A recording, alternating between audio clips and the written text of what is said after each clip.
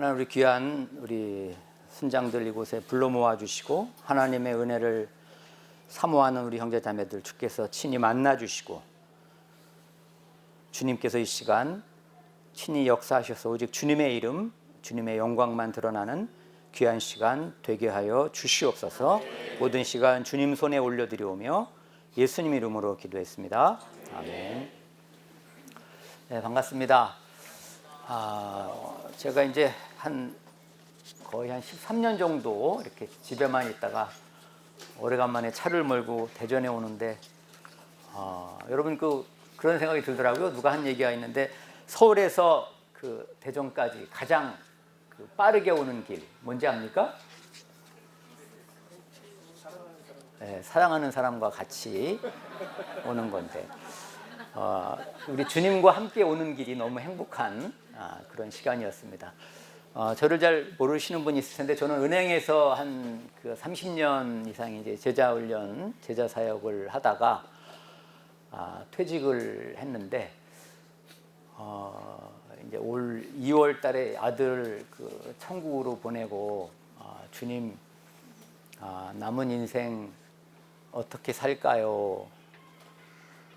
역시 주님이 주시는 말씀은 여러분이 계속 해오셨던 이 제자 삼는 사역에 네 삶의 전부를 걸어라. 주님이 역시 가장 중요하게 여기시는 것은 제자 삼는 사역, 주님의 가장 위대한 명령에 네 남은 삶의 전부를 걸어라. 그게 주님의 제게 주신 음성이었고 그런 의미에서 여러분들 한 분 한 분이 너무 귀하다는 생각이 듭니다. 제가 은행에서 한 30년 이상을 제자 사역을 하면서 항상 한 2%가 부족하다는 생각을 제가 했었어요. 거의 은행의 하나님의 나라를 이루기 위해서 은행의 하나님의 나라가 정말 지점마다 부서마다 하나님의 나라가 이루기 위해서 올인을 했는데 늘 2% 부족하다는 것을 제가 느꼈거든요. 근데 그거를 작년 한 7년 8개월 정도 제가 아들을 돌보면서 하나님께서 깨닫게 해주셨던 삶이 예수님과 동행하는 삶이라는 의미예요. 예수님과 동행하는 삶. 그 예수님과 동행하는 삶이 무엇인지를 제가 경험하면서 2%가 딱 채워지더라고요. 2%가 딱 채워져요. 그리고 주님이 예전에 훈련시켰던 제자들을 포함해서 다시 제자 사역을 해라. 2%가 부족한 제자들 주님이 제대로 사용할 수 없다는 거예요. 그래서 주님이 우리 은행의 기독 선교회 한 형제자매들을 주님이 이렇게 예수 동행방이라고 하는 단톡방으로 주님이 이렇게 한 160명 정도를 하나님이 모아주셔서 제가 한 3년 전부터 매일 이제 예수님과 동행하는 삶과 관련된 말씀을 제가 3년 동안 계속 올리고 올 하반기부터 주님은 그들 가운데 충성된 사람을 세워서 예수님과 동행하는 삶을 한 12가지 주제가 되어 있는 책이 있거든요. 12가지 주제로 되어 있는 걸로 예수님과 동행하는 삶을 위한 제자 훈련을 시켜라. 그래서 제가 이제 제자 훈련의 사역을 지금 소그룹으로 또 1대1로 이렇게 하고 있는데 오늘 여러분과 하여튼 예수님과 동행하는 삶이 무엇인지 짧은 시간이지만 여러분이 지금 눈이 뜨이기를 정말 바랍니다. 제자 훈련을 할 때 여러분들 여러분의 순원들을 또는 여러분의 제자를 향한 청사진이 뭡니까? 어떤 목표로 양육을 합니까? 어떤 목표로? 어떤 청사진을 갖고 양육을 합니까? 골로새서 1장 28절 여러분 다 아시는 말씀이 있을 텐데, 사도 바울이 우리가 그를 전파하여 각 사람을 권하고 모든 지혜로 각 사람을 가르침은, 그 뒤에 뭐가 나오는지 압니까?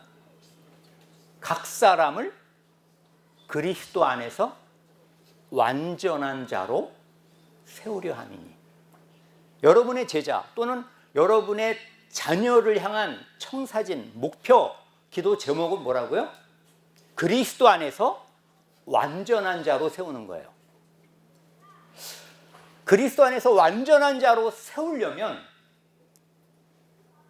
그렇게 세우는 사람은 어떻게 돼야 되는 겁니까?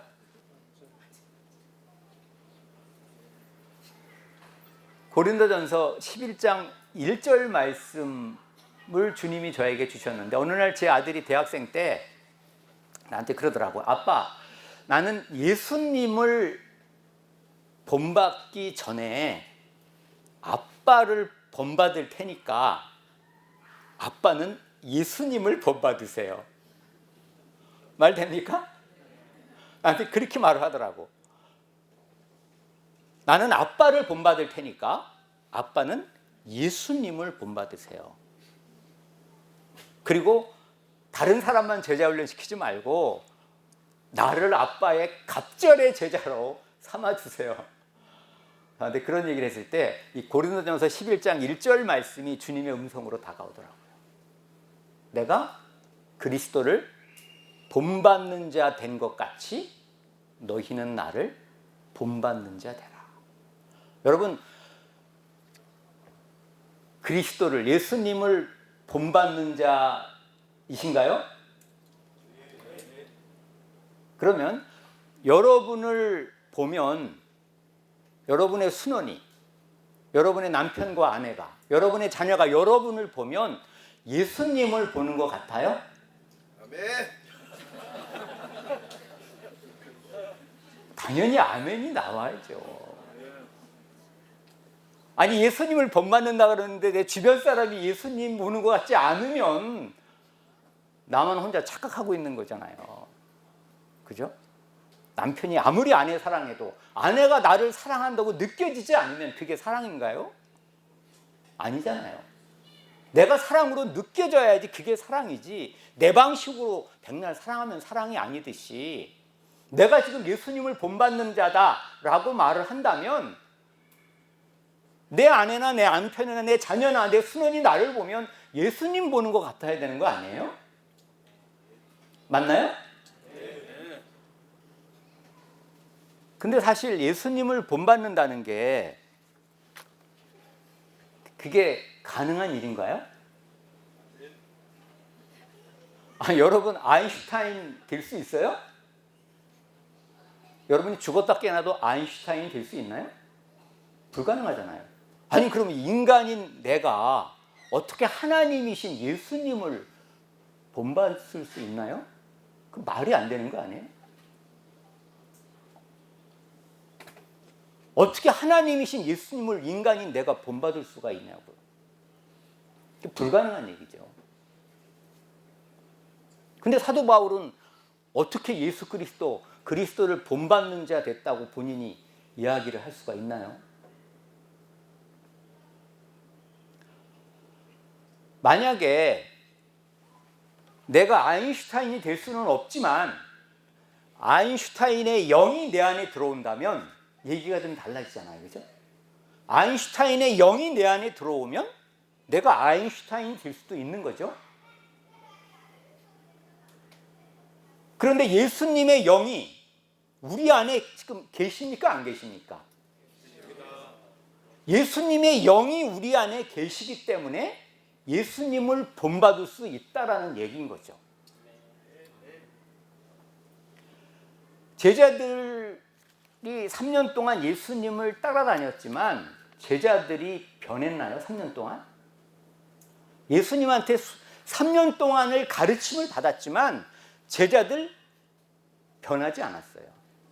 예수 닮지 않았다고요. 근데 제자들이 언제 변했어요? 오순절 성령 때 성령님을 뭐라 그래요? 그리스도의 영. 예수의 영, 그 예수님께서 제자들의 마음 안에 오셨잖아요.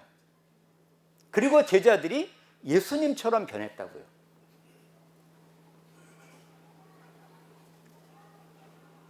예수님께서 제자들한테 약속을 했잖아요. 내가 너희들을 고아와 같이 버려두지 아니하고 내가 너희에게 다시 오겠다. 제자들이 걱정할 때 예수님이 그렇게 약속하셨다고요. 십자가를 앞에 두고 제자들이 걱정할 때 내가 너네들 절대 안 떠난다. 내가 다시 오겠다. 다시 오겠다고. 예수님은 약속대로 다시 오셨어요. 예수님이 육체로는 부활하시고 승천하셔서 하나님 보좌 우편에 앉아 계시지만 예수님이 영으로 제자들의 마음 안에 오셨다는 거죠. 제자들은 느꼈을 거예요. 예수님이 다시 오셨다. 예수님이 영으로 다시 오셨다.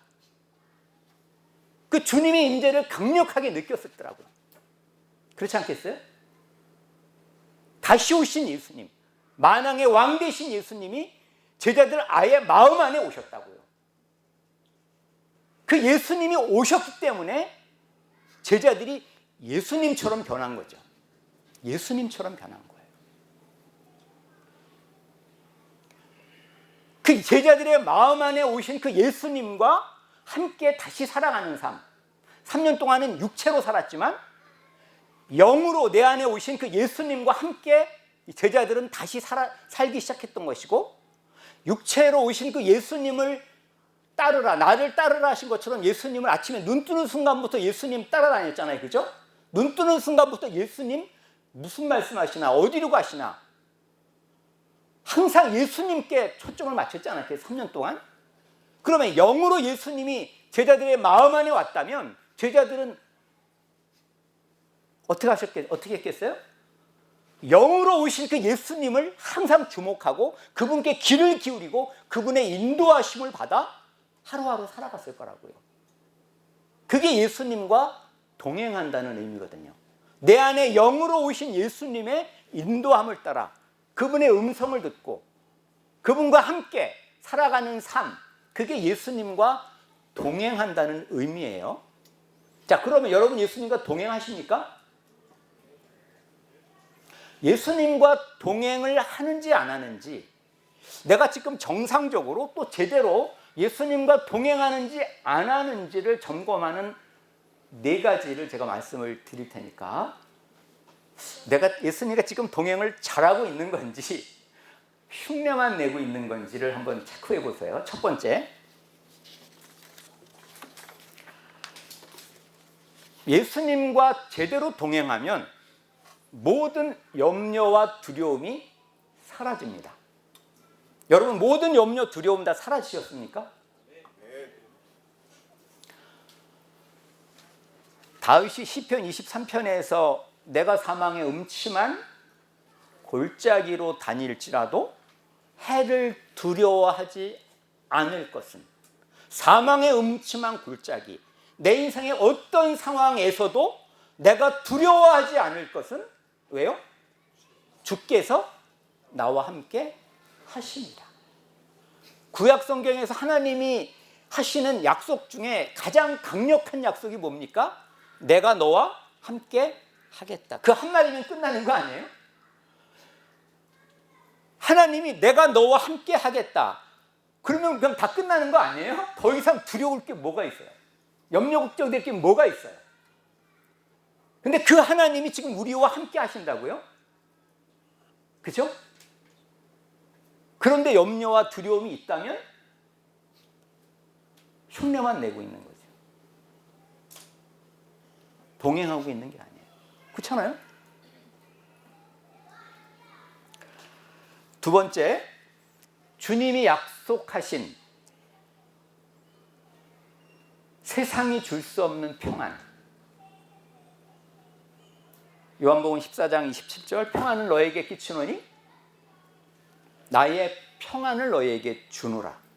내가 너에게 주는 것은 세상이 주는 것 같지 아니하니라. 너희는 마음에 근심하지도 말고 두려워하지도 말라. 세상이 줄 수 없는 평안, 주님의 평안, 그 주님이 내 안에 계시기 때문에 주님이 주시는 평안을 누리게 됩니다. 또 하나 요한복음 15장 11절, 내가 내 기쁨이 너희 안에 있어 너의 기쁨이 충만하게 하려 합니다. 충만한 기쁨을 주님이 우리에게 약속하셨어요. 충만한 기쁨. 세상 사람들이 나름 이렇게 행복하게 살아가는 사람들 보잖아요, 그죠? 우리는 그런 행복을 뭐라고 말합니까? 모조품 행복. 행복을 흉내만 내는 거예요. 언제 사라질지 몰라. 그 행복은. 쉽게 말하면 믿지 않는 사람들이 누리는 행복은 환경에 따라 오르락내리락 하는 온독의 인생이에요. 온독의 인생. 믿지 않는 사람들이 누리는 행복, 부러울 거 하나도 없어요. 그냥 불쌍해 보일 뿐이죠. 그죠? 불쌍해 보일 뿐이에요. 근데 하나님이, 주님이 우리에게 약속하신 평안은 세상이 줄 수 없는 평안, 어떤 상황에서도 깨지지 않는 평안이라는 거예요. 누려질 수 있는 평안, 그리고 충만한 기쁨, 뿌리 깊은 행복감이라고 말할 수 있죠. 충만한 기쁨. 여러분, 그런 평안, 그런 기쁨을 날마다 누리십니까? 누리지 않으면 동행을 흉내만 내고 있는 거예요. 흉내만 내고 있는 거예요.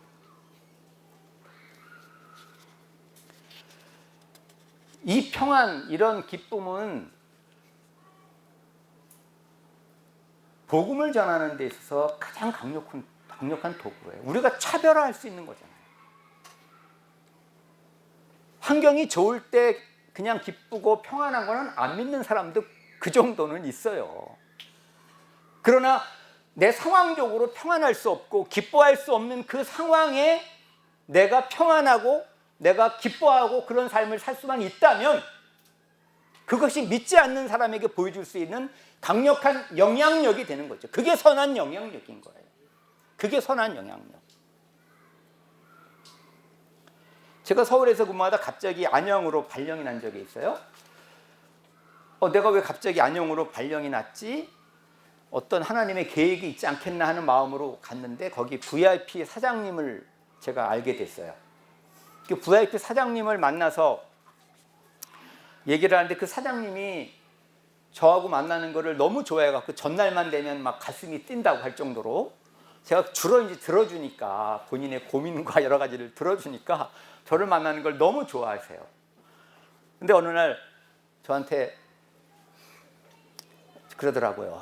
지점장님, 정말 하루만이라도 평안해 봤으면 정말 소원이 없겠어요. 하루라도 평안해 봤으면 소원이 없겠어요. 아들이, 아빠, 우리 집은 돈은 많은데 왜 이렇게 사는 게 지옥 같아. 아들이 그런다 그러더라고요. 그 와이프가 그 갱년기 우울증 때문에 도저히 하루하루 사는 게 힘드니까 정말 이혼할 수도 없고 살자니 괴롭고 그런 갈등 상황에서 이제 저를 만난 거죠. 그러면서 하는 말이 저한테, 근데 지점장님은 이렇게 얼굴이 왜 이렇게 항상 평안해 보이세요? 그러더라고요. 근데 그 말을 딱 듣는 순간에 저 전도해 주세요. 그렇게 들려요. 그래서 제가 그때 제 상황이 이제 아들이 밤낮 그 가래와 피를 토하면서 진짜 몸무게 30kg대까지 빠지면서 정말 죽을 것 같은 상황에 제가 뭐 밤에 거의 잠도 제대로 못 자고 은행에 출근하고 일을 해야 되고 하는 그런 상황이었거든요. 그래서 그 상황을 사장님한테 말씀을 드렸더니, 아니 어떻게 그 상황에서 그렇게 평안하실 수가 있어요? 제가 뭐라고 그러겠어요? 사장님, 제가 비결을 알려드릴까요? 당연히 비결을 원하시죠. 복음을 전하고 그 사장님이 예수님을 영접을 하고 제가 신약 성경을 드려서 이걸 읽으시라고 그랬더니 맨날 그걸 읽고 이제 한 달 후에 만났는데 자기가 그동안 담배를 한 30년 폈는데 하나님과의 약속이라고 담배도 끊고 이제 내가 평안을 누리게 됐다고 저한테 그런 고백을 그 사장님이 하시더라고요. 근데 갑자기 제가 또 원래 2년 근무하는데 또 갑자기 서울로 또 발령이 나서 가게 됐는데 제가 사장님한테 그때 그랬었거든요. 제가 왜 안양에 왔는지 모르겠다. 근데 제가 그 서울 갈 때 저한테 카톡으로 선물하고 카톡을 이렇게 보내셨더라고. 마음이 힘들고 어려울 때 예수님을 알게 되어 제가 지금까지 살 수 있었습니다. 최고의 선물을 받았습니다. 예수님을 알게 해주셔서 얼마나 좋고 감사한지 모릅니다. 지점장님을 안양으로 보내심은 저를 위해 보내주신 하나님의 선물입니다. 그 한 영혼을 구원하시기 위해서 하나님이 저를 1년 동안 안양으로 잠시 파송했다가 다시 서울로 부르신 거예요. 평화는 한 영혼의 구원을 위해서라도 우리가 누려야만이 되는 거예요. 당연히 누려야 되는 거예요. 그게 차별화입니다. 넌 크리스찬과의 차별화될 수 있는 것 그거밖에 없어요. 세 번째 동행의 그 증거는 은밀한 죄에서 완전히 해방됩니다. 특별히 남자들의 심각한 문제가 뭡니까? 은밀한 죄죠. 혼자 있을 때. 참 해결하기 어려운. 저도 꽤 오랫동안 동행하기 전에는 완전히 자유롭지 못했던 사람이었어요.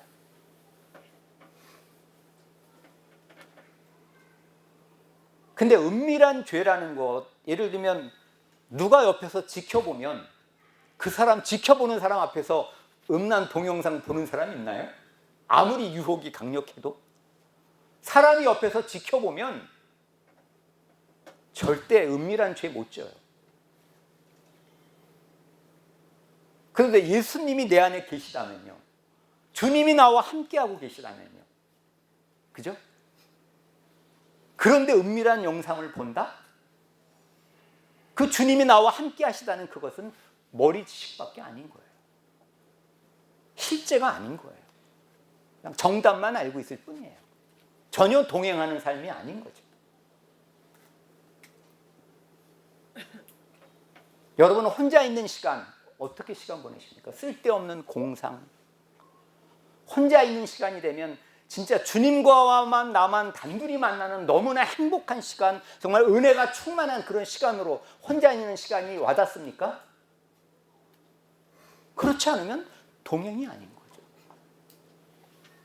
사랑하는 사람과 단둘이 있는 시간인데 주님과 나만이 단둘이 있는 그 시간이 기다려지고 설레이는 시간이 되는 거 아니겠어요?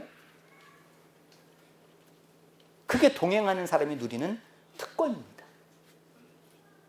은밀한 죄에서 해방되지 못하면 하나님 앞에 절대 제대로 쓰임받을 수 없어요. 반드시 해결돼야 됩니다. 네 번째, 아까 말씀드린 것처럼 그 예수님이 내 안에 계시면, 그 사랑의 원천이신, 사랑 그 자체이신 예수님이 내 안에 계시면 내가 사랑의 사람이 되고 사랑이 흘러넘쳐서 나를 보는 사람이 아까 말씀드린 것처럼 예수님 보는 것처럼 내가 보여야 되는 것이 정성인 거죠. 내 남편이, 내 아내가, 내 부모가, 내 순장님은 정말 예수님 같아. 그 사랑이 흘러넘칠 수밖에 없는 거죠. 그렇지 않다면 여러분이 전혀 영향력을 끼칠 수 없어요.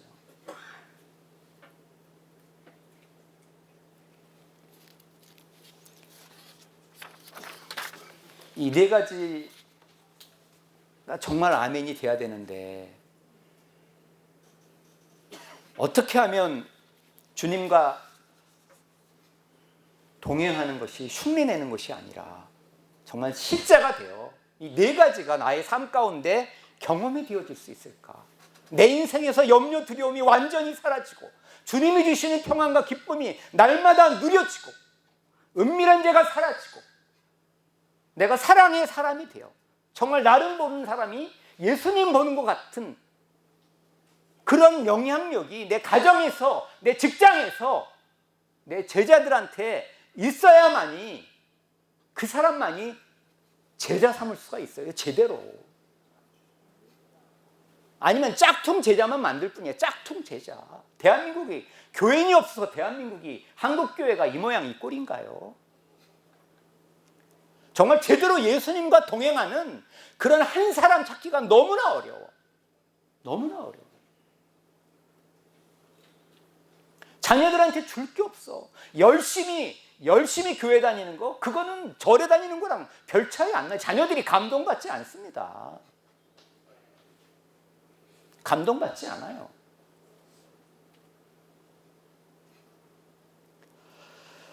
어떻게 하면 정말 예수님과 정말 실제적으로 동행할 수 있을지 세 가지로 말씀을 드리겠습니다. 첫 번째, 제자들이 아까 말씀드린 것처럼 육체로 계실 때 아침에 눈 뜨는 순간부터 누구 쳐다봤을까요? 예수님 쳐다봤을 거라고. 예수님 오늘 어디 가시는지, 무슨 말씀하시는지, 그리고 부활 승천하신 이후에 성령으로 예수님이 그들의 마음 안에 오셨을 때 눈에 보이지는 않지만 누구를 의식했을까요? 예수님을 의식했을 거라고요. 하나님은 우리의 생각을 통해서 말씀하시거든요. 우리의 귀를 주님께 귀를 기울이고 오늘 주님과 함께 말씀과 기도할 때, 말씀 보고 기도할 때만 주님 의식하는 것이 아니라 여러분 출근할 때 주님과 함께 출근하십니까? 기대감으로 주님과 함께 출근하고 주님과 함께 일하고 주님과 함께 퇴근하고 주님과 함께 자녀 돌보고 주님과 함께 음식 만들고 여러분 그렇게 주님과 함께 주님을 늘 의식하면서 주님의 인도하심을 따라 하루하루 살아가고 계십니까? 그게 동행이에요. 내가 그 주님을 의식 안 하면 어떻게 되는 거예요? 주님은 나를 따르라 말씀하셨는데 내가 주님을 의식 안 하면 주님이 나를 따라다니는 거예요. 여러분의 삶을 한번 돌아보세요. 주님이 여러분을 따라다니십니까? 아니면 여러분이 주님을 따라다니십니까? 전자입니까? 후자입니까?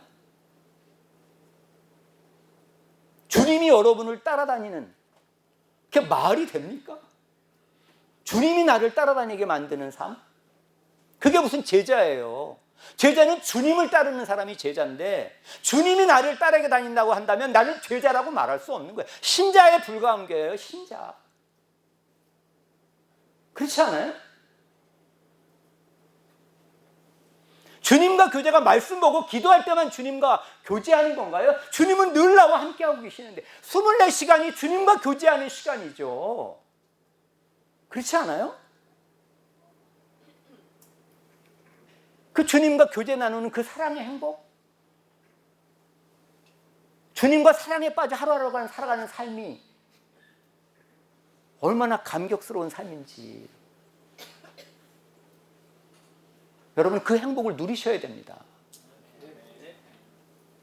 삶이 외롭다, 우울하다 말이 됩니까? 주님이 나와 동행하시는 사랑의 주님, 내 아내보다 더 가까운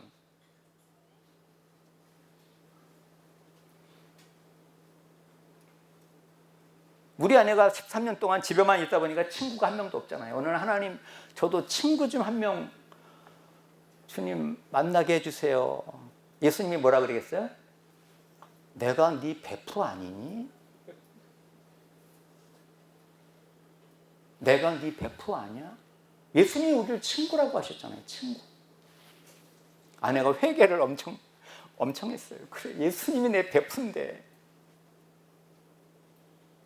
그렇지만 우리 아내의 마음을 알고 우리 아들 천국 간 다음에 가장 완벽한 인간 베프도 주셨어요. 정말 다윗과 요나단 같은 베프를 우리 주님이 아내에게 주셨어요. 정말 저는 한순간 주님 없으면 살 수 없어요. 그게 포도나무와 가지 비유 아닌가요? 나를 떠나서는 너희가 아무것도 할 수 없습니다. 우리는 가지잖아요. 끊임없이 포도나무로부터 수액을 공급받지 않으면 우리는 열매를 맺을 수 없는 사람이라고요. 그런 평안, 그런 기쁨, 그런 사랑의 열매, 성령의 열매를 우리는 한순간도 주님으로부터 매 순간순간 그 주님을 의지하고 주님의 인도하심을 받지 않으면 우리는 그 열매를 맺을 수 없는 사람이라고요. 한순간도 주님 아니면 나 살 수 없어요 라는 그런 절박한 심령, 그 심령만이 주님의 은혜를 부어주시고 그 사람이 성령 충만한 사람이고 그 사람이 선한 영향력을 미치는 사람이 될 수 있는 거죠. 근데 처음부터 이제 예수님이 눈에 안 보이다 보니까 실제로 주님이 나와 함께 하시기는 하는데 공기처럼, 그죠? 팩트잖아요. 실제잖아요. 영이잖아요. 눈에 안 보이기는 하지만 실제 주님이 나와 함께 하시잖아요. 내 안에 성령이 계시다면. 근데 이게 생각의 연습, 생각의 훈련이 안 돼 있다 보니 자꾸 예수님 생각이 안 나요. 의식이 잘 안 될 수가 있어요. 그래서 로렌스 형제가 말한 하나님의 임재 연습이라는 책이 나온 거라고요. 저도 아들과 함께 그래서 1분 게임을 했다고요. 1분에 한 번씩 우리 예수님 마음속으로라도 부르자. 게임이니까 뭐 전혀 부담 없어요. 그런데 예수님, 나와 함께 계시는 예수님을 의식하는 훈련을 1분에 한 번씩 부른다는 그런 연습 삼아 게임을 했어요. 아들하고 나하고. 아들이 여전히 이때 그 침대에 몸무게 한 30kg대 빠져서 침대에 누워 있었고 밥도 제대로 이제 인공호흡기까지 하니까 숨도 못 쉬고, 그래서 빨대로 그냥 이렇게 생식 조금 먹이고, 정말 비참한 상황이죠. 상황은 밤낮 피토하고 가래 뱉고, 어쨌든 그런 상황에서 아들과 1분 게임을 하면서 주님을 바라보고 주님을 의식하는 연습을 했는데, 아들이 어느 날 나한테 아빠, 내가 이렇게 부를 테니까 받아 적으세요. 불러라. 우리 아들이 저한테 불러준 거예요. 그래서 내가 일기에다 썼는데, 하루하루를 버티는 은혜를 넘어서서 이제는 넉넉히 이겨내는 은혜를 주신다. 복음이 나를 넉넉히 이기게 한다. 천국을 지금 이 고난 가운데서도 누리게 해주심에 감사할 따름이다. 생각해 볼수록 내가 살아야 할 이유는 복음 전파의 사명이다. 그리고 주님께서 내게 허락하신 모든 고난이 최선임을 또한 믿는다. 고난의 시기를 지날수록 더욱 사명에 목숨을 걸어야겠다는 마음을 주신다. 예수님을 바라보는 기쁨이 나를 거룩하게 하고 고난을 넉넉히 이기는 힘을 준다. 예수님이 정말 내 안에 계신다. 주님이 날마다 부어주시는 은혜를 부인할 수가 없다. 주님께서 가라고 하시면 어디든 가고 싶다. 복음을 위해 허락하신다면 어디에서든 순교의 제물로 바쳐지는 영광을 누리기를 소망한다. 이게 30살 때 아들이 저한테 불러준 일기예요. 아들이 이런 상황에서 평안과 기쁨을 누릴 수 있다면 여러분이 당연히 이런 평안, 기쁨을 누릴 수 있는 거 아니겠어요? 아들도 한때 그런 어떤 성적인 그런 것 때문에 자유롭지 못했어요. 저한테 참 그 고민을 많이 얘기했어요. 근데 어느 날 다시 아빠 불러 적어. 제가 일부만 읽을게요. 죄를 용서해 주실 뿐만 아니라 죄가 생각조차 나지 않는 은혜가 있다. 이전에는 살다 보면 이 정도는 무너질 수 있지 하고 자신을 스스로 위로하며 살아왔지만 하나님께로서 난 자는 죄를 짓지 않게 된다는 요한일서의 말씀이 새롭게 다가온다. 요한일서 5장 18절 이거죠. 하나님께로부터 난 자는 다 범죄하지 아니하는 줄을 우리가 아노라. 하나님께로부터 나신 자가 그를 지키심에 악한 자가 그를 만지지도 못하느니라. 사랑하는 사람 앞에서 어떻게 죄를 지을 수가 있겠는가? 주님이 함께 하시는 게 믿어지면 죄를 안 짓는 게 어려운 게 아니라 죄를 짓는 게 어려워요. 죄를 짓는 게 어려워. 주님이 나와 함께 하시는데, 주님이 내 생각과 내 입술과 내 마음 가운데 주님이 늘 그 주님이 나와 함께 하신다는 게 믿어지고 의식이 되면 죄를 질래야 질 수가 없어. 죄 짓는 게 어렵다 이 말이에요. 은밀한 죄가 사라지는 건 당연하고. 그게 동행의 축복입니다. 여러분의 자녀들 은밀한 죄에서 어떻게 지키시겠어요? 핸드폰 아예 뺏겠어요? 못하게 하겠어요? 방법이 없어요. 방법이 없어. 여러분의 자녀를 은밀한 죄에서 지킬 수 있는 방법이 없어요. 방법이 없어. 주님이 여러분의 자녀와 함께 하신다는 그 동행에 눈이 띄게 하는 방법밖에는 없어요. 여러분이 먼저 동행하시고 자녀들에게 그 예수님이 그냥 열심히 기도하고 열심히 말씀 보고 교회 열심히 가는 게 그게 예수님 믿는 게 아니야. 주님이 네 마음 안에 함께 계시고 그 주님과 함께 사랑의 교제를 나누는 거, 그것이 믿어지면 자녀가 은밀한 죄로부터 자유롭게 됩니다. 그 방법밖에는 여러분의 자녀를 지킬 수 있는 방법이 없어요. 음란함으로부터. 여러분이 그래서 먼저 그 부분이 해결돼야 되고 주님과 동행의 눈이 뜨여야 됩니다. 주님이 함께 하시는 것을 믿습니다가 아니라 믿어져야 돼요. 자연스럽게 의식이 돼야 됩니다. 의식이 돼야 돼요. 어떤 특정하게 어떤 일을 몰두할 때는 잠시 잊을 수는 있겠지만 다시 정신 이렇게 바쁜 일 안 하면 자연스럽게 예수님의 생각이 나야 돼요. 나와 함께 계시는 예수님이. 그게 동행의 기본이에요.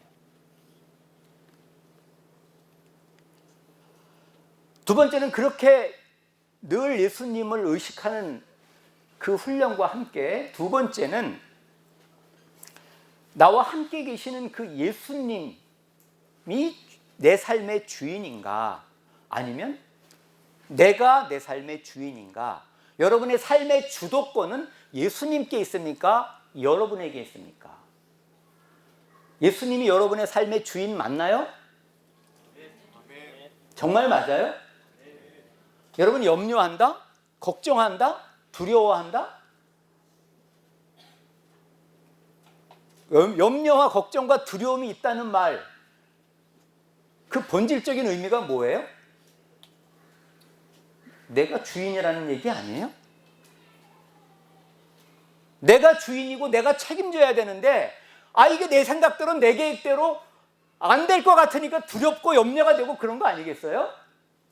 내가 주인이라는 얘기잖아요. 내가 주인이라는 말만 예수님이 주인이고 실제는 주인이 아니라는 얘기예요. 그렇잖아요? 주인이라면 여러분이 가진 모든 것은 다 주님의 것이잖아요. 그죠? 맞습니까? 다 주님의 것이잖아요.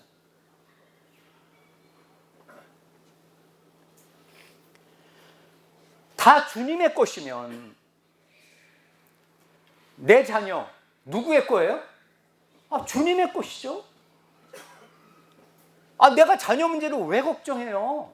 내 자녀입니까? 내 가정, 내 건강, 내 생명, 내 사업, 내 사역, 내 인생 다 누구의 것이에요? 주님의 것이잖아요. 맞나요? 네. 아멘입니까? 정말? 네. 주님이 주인이시라면 주님의 것임을 고백하고 주님께 맡겨야죠. 그래야지 주님이 책임지시잖아요. 맡기질 않으니 주님이 책임을 못 지셔. 너무 답답해하셔 주님은. 아니 네가 책임도 못 지는데 왜 나한테 안 맡기고 왜 염려하고 왜 걱정하고 왜 두려워하고 있니? 우리 주님이 얼마나 답답하시겠어요. 네가 주인이냐 내가 주인이냐 좀 제대로 하자.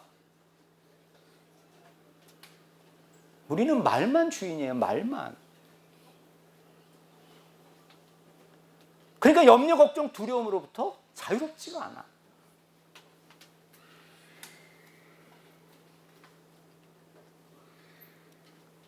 사형리는 열심히 전하면서 거기 이 왕자에 누가 앉아 있습니까? 전하기만 열심히 전하니 실제 나는 그렇게 살지 않고 있다는 거죠. 여전히 내 인생의 왕자에 내가 앉아 있는 그게 염려 걱정 두려움이라고요.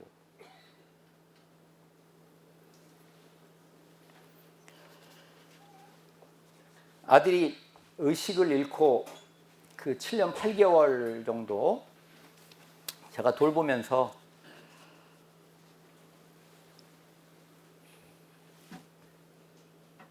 정말 피 말리는 시간들이 너무 많고 이 기관지 이 폐가 터져서 이 목에 구멍을 뚫고 이제 인공호흡기를 연결했는데 이게 이제 피가 일로 막 콸콸콸 쏟아오르면 이게 빨리 피를 안 빼주면 이게 인공호흡기 공기가 안 들어가니까 죽잖아요. 근데 피를 빼는데 피가 콸콸콸 올라오니까 막 산소 숨은 끊어져 가는데 피는 안 빠지고 그런 피 말리는 시간들을 제가 보내면서 내가 제대로 아들을 못 돌봐서 아들이 죽을 것 같은 죽으면 어떻게 하나 죽으면 어떻게 하나 내가 아들을 제대로 이 피를 못 빼주고 가래를 못 빼줘 갖고 아들이 죽으면 어떡하나 그거 생각하면 제가 마음이 편안할 수 있겠어요?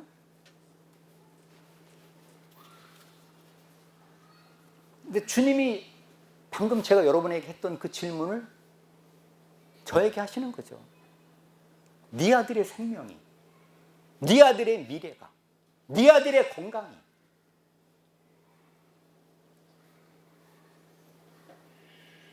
네 아들의 생명이, 네 아들의 건강, 네 아들의 미래를 나한테 맡겨라. 네 자녀냐? 내가 네 아들을 더 잘 사랑하냐? 네가 네 아들을 더 사랑하니 내가 네 아들을 더 사랑하겠니? 나한테 맡겨라. 내 가정 주님께 맡깁니다. 내 아들 주님께 맡깁니다. 건강, 생명, 미래 주님 손에 맡깁니다. 나는 그저 최선을 다해서 아들을 돌볼 뿐이죠. 그 7년 8개월이 나도 그렇고 아내도 그렇고 천국이 따로 없었어요. 몸은 피곤했지만 천국이 따로 없었어요.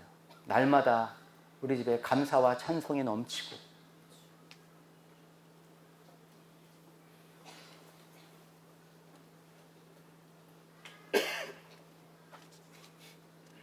여러분 정말 다시 한번 여러분의 가정, 여러분의 자녀, 여러분의 건강, 여러분의 생명, 여러분의 사역, 여러분의 인생은 다 주님의 것입니다.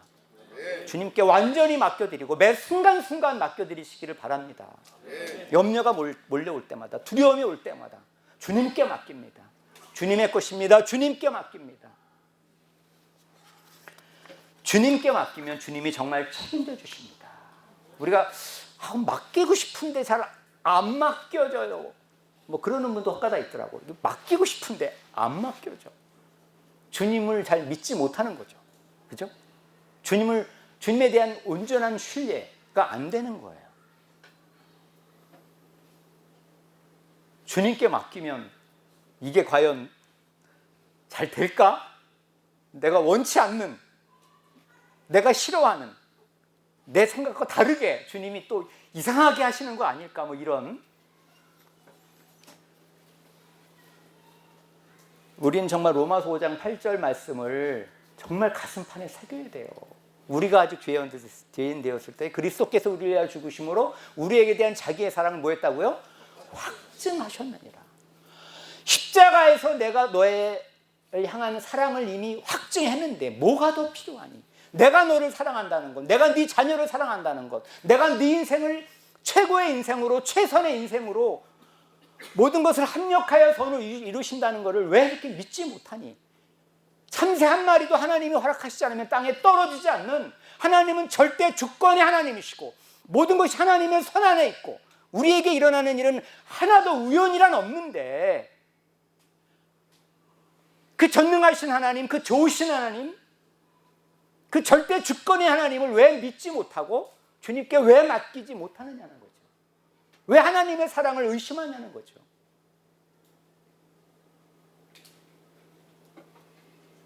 그 하나님의 사랑을 안다면 나와 함께 계시는 분이 누구십니까? 창조주 하나님이시잖아요. 창조주 하나님, 살아계신 하나님이시잖아요.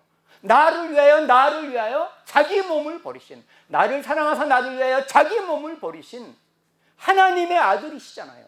그 예수님이 늘 나와 동행하시잖아요. 그 십자가에 나를 위해 죽으신 그 예수님이 나와 동행하시기 때문에 우리의 그 십자가는 2000년 전의 십자가가 아니에요. 예수님 영접할 때만의 십자가가 아니에요. 날마다 나에게는 새로운 십자가예요. 그 십자가의 사랑이 날마다 내 안에 나를 사로잡고 그 주님의 그 십자가의 사랑의 은혜 가운데 감사와 찬양을 하지 않고는 견딜 수가 없는 그 삶이 예수님과 동행하는 삶의 특징입니다. 날마다 새로운 십자가예요, 돼요. 과거의 십자가가 아니잖아요. 그 주님이 나와 함께 계시는데.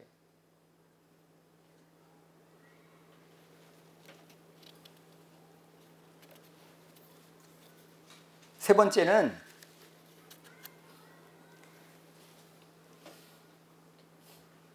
내 안에 주님이 주인됨을 방해하는 내 안에 죄보다 더 무서운 뭐예요?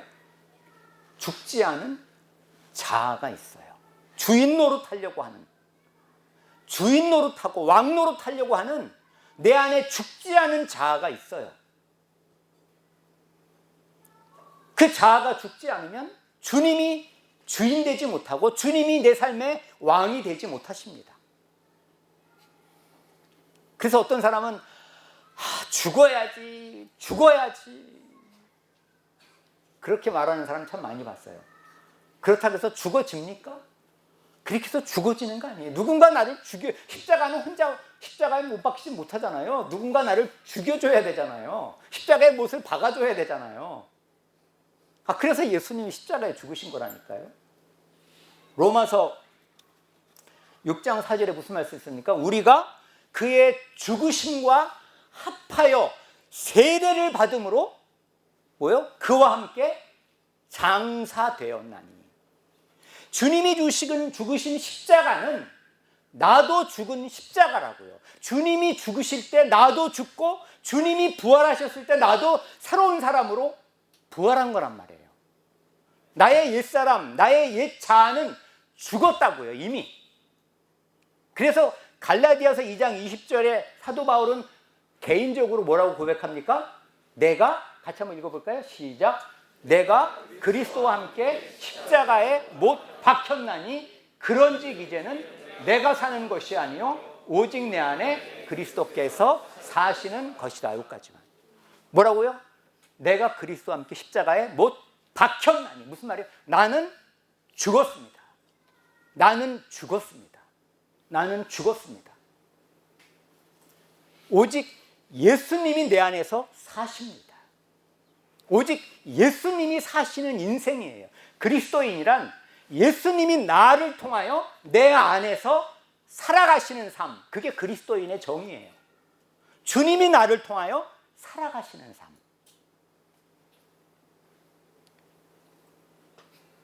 이 고백이 우리 앞에 날마다 있어줘야 돼요. 나는 죽었습니다. 죽어야지가 아니라 이미 나는 죽었습니다. 주님이 나의 주인이십니다. 주님이 나의 왕이십니다. 그 고백이 날마다 여러분 삶 가운데 있을 때 그 주님이 여러분 안에서 일하시고 여러분을 통하여 일하시기 시작하십니다. 저는 날마다 아침마다 또는 수시로 나는 죽었습니다. 오늘도 주님이 나의 왕이십니다. 주님이 나의 주인이십니다. 오늘 하루 하나님의 하루입니다. 오늘 주님이 나를 통하여 주님의 삶을 살아가시는 것을 기대합니다. 주님이 내 안에서 일하시고 나를 통하여 일하실 것을 주님 기대합니다. 주님이 나를 통하여 살아가시는 삶, 아침마다 가슴 벅차게, 아침에 보통 한 2시간 정도 이렇게 산책하면서 기도하면서 찬양하고 기도하고 주님의 음성을 듣는 시간을 보내는데, 그 아침에 그 시간 너무너무 감격스러운 하루.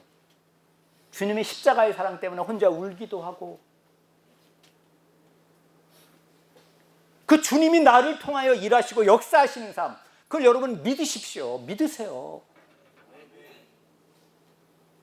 그게 그리스도인이라고. 초자연적인 삶, 무리를 걷는 삶이 예수님과 동행하는 삶에 가능한 거라고요. 일상의 기적이 일어나는 거예요. 일상의 기적이.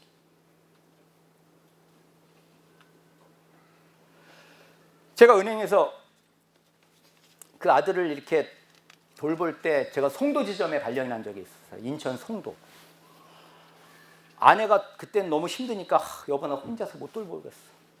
그렇다고 내가 이거 은행을 그만둘 수는 없고, 그래서 주님 어떡할까요? 점심 때 한번 와라. 그런 마음을 주셨어요. 송도에서 서울까지 점심 때 2년 동안 매일 왔어요. 그래야만 아내가 견디니까. 근데 실적이 문제잖아요. 실적. 은행은 굉장한 실적 스트레스가 많거든요. 실적 내가 집에 와서 내 실적이 안 좋은 거는 내가 감당해야 되는데, 문제는 직원들에게 너무 미안한 거예요. 지점장이 영업을 해야 되는데 영업을 제대로 못 하니까, 고객을 못 만나니까 제대로 하루에 한 번씩 송도에서 서울까지 왔다 갔다 하니까, 이게 무슨 고객을 제대로 만날 수가 있나, 영업을 할 수가 있나. 그 직원들한테 너무 미안하더라고요. 나 때문에 왜 직원들이 피해를 봐야 되나. 그게 조금 마음에 짐이 있었어요. 근데 아들이 그러더라고. 아빠, 하나님도 이해하실 거예요. 어쩔 수 없잖아요. 가정을 포기할 수 없으니까 하나님도 이해하실 거예요. 아빠, 내가 기도할게요. 아빠 1등 할 거예요. 야, 1등은 아무나 하냐. 정말 지점장들 미친 듯이 영업하거든요. 오로지 1등 한번 하는 게 소원이에요. 지점장 오로지. 지점장 생활 5년이든 10년 할 때 한 번만이라도 1등을 해봤으면, 거의 대부분 1등 못해요. 아빠 중간만 가도 감사하겠다. 중간만. 근데 주님이 그런 마음을 주시더라고요. 영업을 네가 하냐 내가 하냐. 네가 지점장이니 내가 지점장이니. 나는 죽었습니다. 주님이 지점장이십니다. 주님이 영업하십니다. 주님께 맡깁니다. 결과 어떻게 됐을까요? 1등 했어요. 정말 내가 잘해서 진짜 하나도 100% 주님이 하셨다고 밖에는 말할 수 없는, 정말 전쟁은 여호와께 속한 것인 것처럼, 실적은, 영업 실적은 주님께 속했구나. 그래서 제가 이제 2년 만에 영전을 해서 이제 지점장에서 이제 센터장이라고, 서울 디지털 금융 센터장으로 영전을 해서 왔어요. 성적도 타고. 송도에서 이제 제가 지점장 리더십 상도 받고 막 그랬거든요. 그 상황에서 속으로 웃었죠.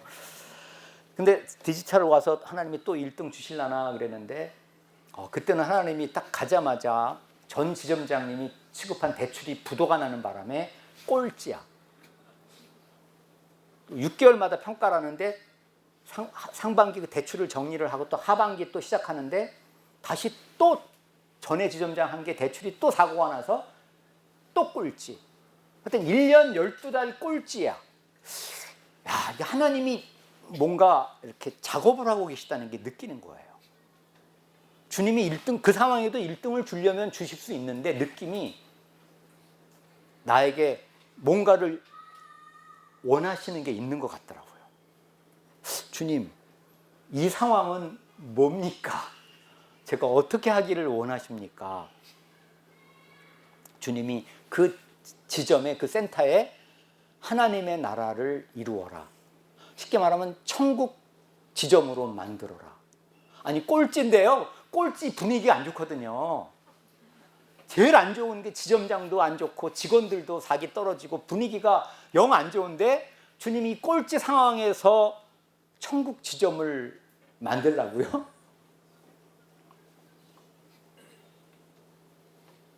네가 지점장이니? 내가 주님이 그 마음을 또 주시는 거야. 그래, 내가 하나? 송도에서는 뭐 내가 했나? 예, 주님, 나는 뭐 할까요? 주님 말씀만 하십시오. 내가 순종하겠습니다. 100% 순종하겠습니다. 모든 결과를 내가 주님께 맡기고 주님 하라는 대로 하겠습니다.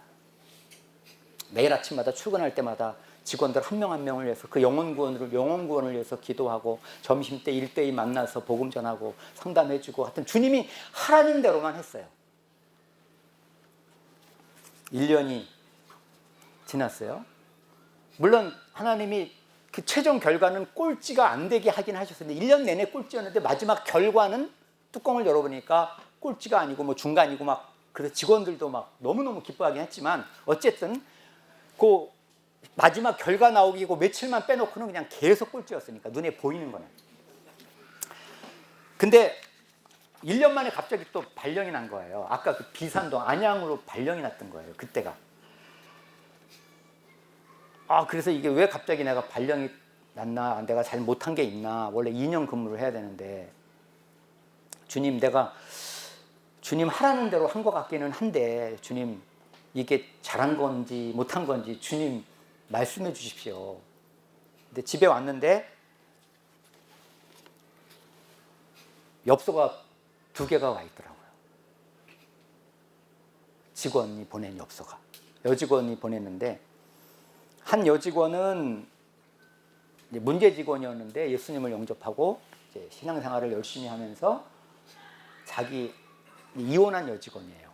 돌아가신 아버지 같이 자기를 돌봐줬기 때문에 지점장님한테 감사를 드린다면서 양복 한 벌을 나한테 보냈어요. 100만 원이 넘는, 어떻게 내가 입고 있는 치수랑 똑같은 양복을 나한테 보냈으니까 뭐 돌려줄 수도 없고 어쨌든 그런 여직원 엽서가 하나 와 있었고, 또한 엽서는 예수님을 전혀 안 믿다가 영접을 하고 이제 신앙생활을 했던 여직원인데 그 여직원이 엽서를 내가 일부만 제가 읽어드릴게요. 이렇게 썼더라고요. 센터장님과 이야기를 나누다 보면 저는 예수님과 이야기를 나누는 기분이 들고 한 번도 느껴보지 못한 예수님의 존재에 대해 생각을 하게 되고 그분을 믿고 싶은 마음을 들게 해주셨습니다. 그 은혜를 절대 저버리지 않고 진짜 크리스찬이 되어보려 합니다. 천국은 감히 상상으로도 느껴보지 못했지만 천국이란 곳은 센터장님과 함께 했던 1년처럼 행복한 곳이라 믿습니다. 이렇게 보내왔어요. 그래서 천국 지점을 만들라는 것 주님이 하셨습니다. 나는 죽었습니다. 주님이 나의 왕이십니다. 그 고백을 할 때 주님이 일하셨구나. 주님이 일하셨구나. 주님이 하셨구나.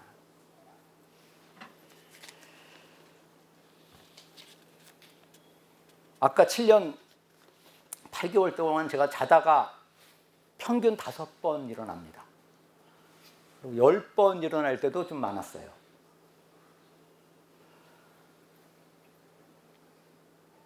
처음에는 알람을 1시간 반 간격으로 이렇게 맞추고 일어나서 아들 이렇게 고사 자는 동안에 또 가래가 막혀서 죽을 수도 있거든요. 그러니까 이게 잠을 편하게 못 자. 1시간 반 알람 맞춰놓고 일어나서 아들 살펴보고 또 가래도 빼주고 하고 다시 또 1시간 반 알람 맞춰놓고 다시 자고 또 일어나서 이제 그렇게 이제 거의 1년 동안을 1시간 반, 1시간 내지 그런 간격으로 알람 맞춰놓고 자고 알람 맞춰놓고 자고. 근데 어느 날 주님이 내가 너 깨워주면 되지 않냐. 그러면 알람 안 맞춰도 되지 않겠니? 저한테 그러시는 거예요. 이게 정말 주님의 음성 맞나? 근데 딱 떠오르는 게 하나님은 졸지도 아니하시고 주무시지도 아니하신다는 말씀이 생각이 나더라고요. 아, 주님이 정말 깨워주실 수 있겠구나. 그래서 그때부터 알람을 안 맞췄어요. 그리고 거의 7년을 알람 안 맞추고 주님이 깨워주시면 일어나서 보면 아들 위험한 상황 해결해주고 그렇게 왔는데, 그 7년 그 8개월 동안 주님이 저에게 그 주셨던 마음, 나는 죽었습니다, 주님이 왕이십니다라고 고백할 때 주님이 내게 원하시는 것은 뭐냐 하면, 내가 너의 왕이라면, 내가 너의 주인이라면 네 마음을 내게 다오, 네 생각을 내게 다오, 네 감정을 내게 다오, 네 혀를 내게 다오. 주님이 왕이시라면 내 생각에서도 주님이 왕이셔야 되고, 내 마음도 주님이 왕이셔야 되고, 내 감정도 주님이 왕이셔야 되고, 말도 주님이 왕이셔. 무슨 말입니까? 내 생각대로 마음대로 생각하면 안 되고, 내 감정대로 마음대로 감정에 지배당해서는 안 되고, 말도 내 마음대로 함부로 하면 안 된다는 거예요. 늘 주님을 의식하면서 주님 이 말, 이 감정, 이 생각, 이 마음, 그 부분에서 주님이 왕이실 때 진정 주님이 내 안에서 일하시고 역사하시는 겁니다. 주님 어떤 마음을 품을까요? 너희 안에 이 마음을 품으라, 곧 그리스도 예수의 마음이니. 그리스도 예수의 마음이 주님 어떤 마음이죠? 종의 마음이다. 종의 마음.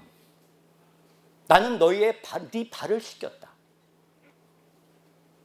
너도 그런 종의 마음으로 네 아내를 사랑하고, 네 자녀를 사랑하고, 네 제자들을 종의 마음으로 사랑하고 섬겨라. 제가 잘 때 그래서 그렇게 기도하고 잤어요. 주님, 나는 주님의 종입니다. 그리고 아들의 종입니다. 이 밤도 주님 나를 마음대로 깨우셔서 아들을 온전히 돌보는 이 밤 될 수 있도록 주님께 맡깁니다. 매일 밤 그렇게 기도하고 제가 잡니다. 아들의 종이죠. 의식 없이 누워있지만 아들의 종이에요.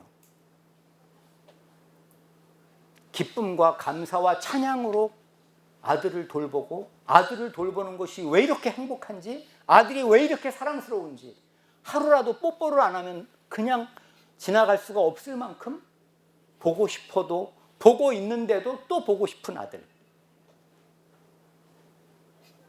의식 없이 그저 누워있고 부모를 위해서 하는 것은 하나도 없고 오히려 부모를 힘들게 하는 아들이지만, 그 아들을 향한 그 사랑, 이 사랑이 과연 어디서 오는 것이지?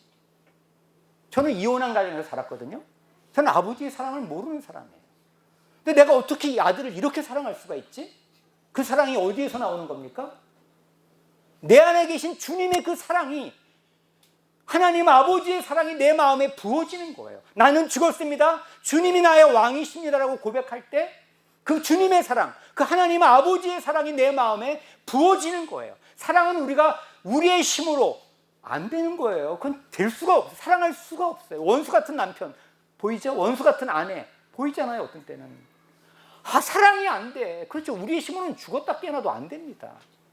그러나 순종하려고 마음 먹고 나는 죽었습니다, 주님 내 안에 주님의 사랑을 부어주시고 내가 순종하고 사랑하기를 원하오니 주님 내게 사랑할 수 있도록 내 안에서 일하시고 역사하실 줄 주님 믿습니다.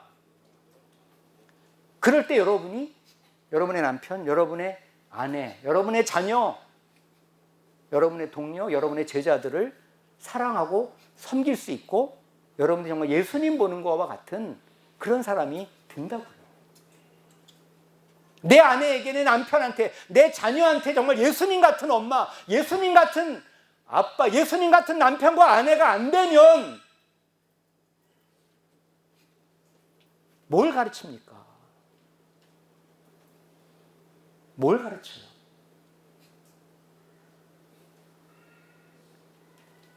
그것이 여러분의 기도 제목이, 하루아침에는 안 될지 모르겠지만 그게 여러분의 기도 제목이어야 되고 갈망이어야 돼요. 저는 그렇게 남편 역할을 해왔습니다. 여러분, 아내한테 저는 수시로, 여러분, 아내가 당신이 나를 볼 때 언제든 예수님 같지 않은 모습이 있다면 나한테 얘기해줘. 언제든 얘기해줘. 나의 야당이 되어다오. 제가 아내에게 그랬어요. 내가 아내에게도 인정받지 못하는 그런 예수님 같은 남편이 안 되면, 그게 목표가 아니라면 내가 누구를 제대로 가르치고 양육할 수 있겠어요? 무슨 그리스도 안에서 완전한 자로 세울 수가 있겠어요? 짝퉁 제자만 키우는 거죠, 뭐. 여러분, 그것이 간절한 갈망이 되기를 바랍니다. 기도 제목이 되기를 바랍니다. 오직 사랑으로 서로 종노릇하라. 갈라디아서 5장 13절. 그죠? 사랑으로 서로 종노릇하라. 너희가 자유를 위하여 부르심을 받았는데 그 자유를 종노릇하는 데 쓰라 이 말이에요. 사랑으로 서로 종노릇하는 데 쓰라는 말씀이 갈라디아서 5장 13절 말씀이에요. 여러분이 그런 삶이 되시기를 바랍니다. 마지막으로 주님이 우리에게 원하시는 삶, 항상 기뻐하라, 쉬지 말고 기도하라, 범사에 감사하라. 이는 그리스도 예수 안에서 너희를 향하신 하나님의 뜻입니다. 여러분, 하나님의 뜻 자꾸 찾지 마세요. 이미 알고 있는 그 하나님의 뜻에 순종하지 않으면 주님 말씀 안 하십니다. 이미 너무나 분명히 알고 있는 하나님 뜻 뭐예요? 항상 기뻐하라, 쉬지 말고 기도하라, 범사에 감사하라. 이것이 예수님과 동행하는 사람의 자신의 체크포인트예요. 내가 늘 항상 기뻐하고 쉬지 말고 기도하라. 무슨 말이에요? 늘 나와 동행하시는 그 주님과 늘 대화하고 주님을 의식하고, 그게 쉬지 말고 기도하라는 거죠. 나와 내 옆에 늘 계신데 뭐, 그렇잖아요? 기도가 대화 아닙니까? 근데 항상 기뻐하라가 쉽지 않잖아요. 주 안에서 기뻐하라고 그랬잖아요. 그래서 빌립보서 4장 4절에 감사가 기쁨으로 들어가는 문입니다. 범사의 감사가. 우리를 구원해 주신 그 구원의 감사, 구원의 감격. 저는 아침마다 그 4가지 감사를 해요.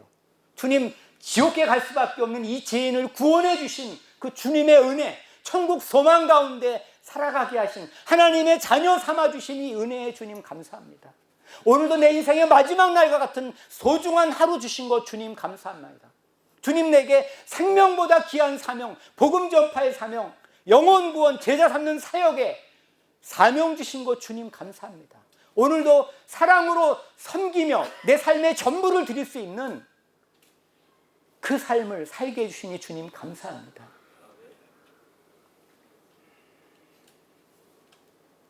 그 감사가 여러분의 입술에서 끊이지 않아야 돼요. 감사가 노래로 표현된 게 뭡니까? 찬송이잖아요. 그래서 우리는 늘 감사와 찬송이 늘 우리 입술에, 우리의 마음에 차고 넘쳐야 됩니다. 그게 천국을 사는 비결이에요. 주님이 내 안에 계신데, 주님이 나와 동행해 주시는 것만으로도 그것이 감사거리가 아닌가요? 더 이상 뭘 바랍니까? 그 전능하신 하나님이 나와 동행해 주시고 나와 함께 하시는데, 세상 끝날까지 나와 함께 하신다는데 그것보다 감사할 게 어디 있고 그것만큼 감격스러운 게 어디 있어요? 더 이상 뭘 바랍니까, 하나님께? 그 감사 찬송이 넘치는 삶, 그게 주님이 우리에게 원하시는 겁니다. 하나님께서 내 아들을 5살 때 그렇게 불치병 진단받고 모든 근육이 점점점 약해지고 호흡 근육까지 약해져서 1급 장애자가 되고 의식을 잃고 올해 2월에 천국을 가는 것을 보면서 요즘 그런 생각을 해요. 만약에 우리 아들이 정상으로 태어났다면 과연 오늘의 내가 있었을까? 오늘의 내 신앙이 있었을까? 우리 가정에 행복이 있었을까? 우리 가정의 행복이 그 불치병 아들로 태어난 저 아들에게서 행복이 왔구나. 내 신앙이 내 아들에게서 왔구나. 내가 아들을 가르친 게 아니라 아들이 나를 훈련시켰구나. 내 신앙은 아들이 키워줬구나. 그걸 내가 고백할 수밖에 없어요.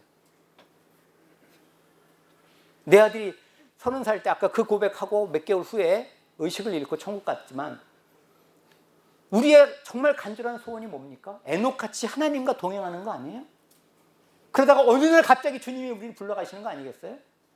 근데 우리 아들이 그렇게 살았어.